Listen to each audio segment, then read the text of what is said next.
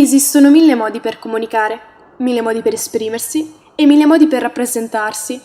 Uno tra questi sono le parole, non quelle parole dette a voce, ma quelle scritte su carta, libri su libri, traduzioni su traduzioni, diverse parole con segni e tratti diversi, ma è solo la lingua che cambia, stesso, preciso, identico significato, scritto in 6.000 lingue diverse nel mondo e 23 in Europa. Ciò che ci unisce, ciò che ci fa imparare e ciò che ci fa capire tra persone diverse anch'esse come la parola, solo nella loro esteriorità e non nel loro interiore, perché in fondo noi siamo tutti uguali, come lettere su un foglio bianco.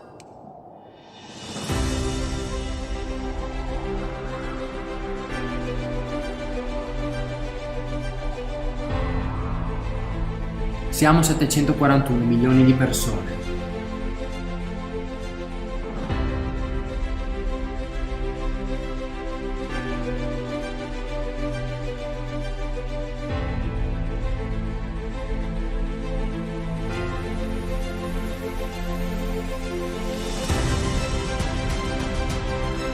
U Europi ima slobodna istraživanja.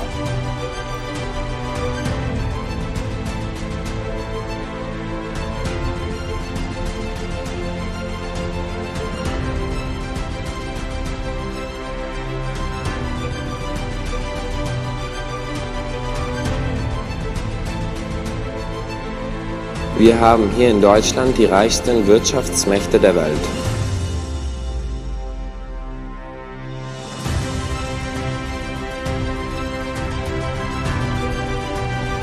En Europe, il y a une meilleure éducation.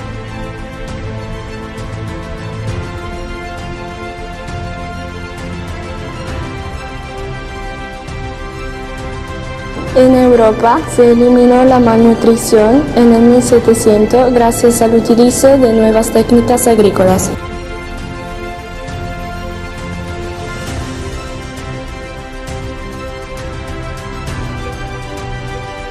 In Europe, there's new spread and there isn't culture isolation.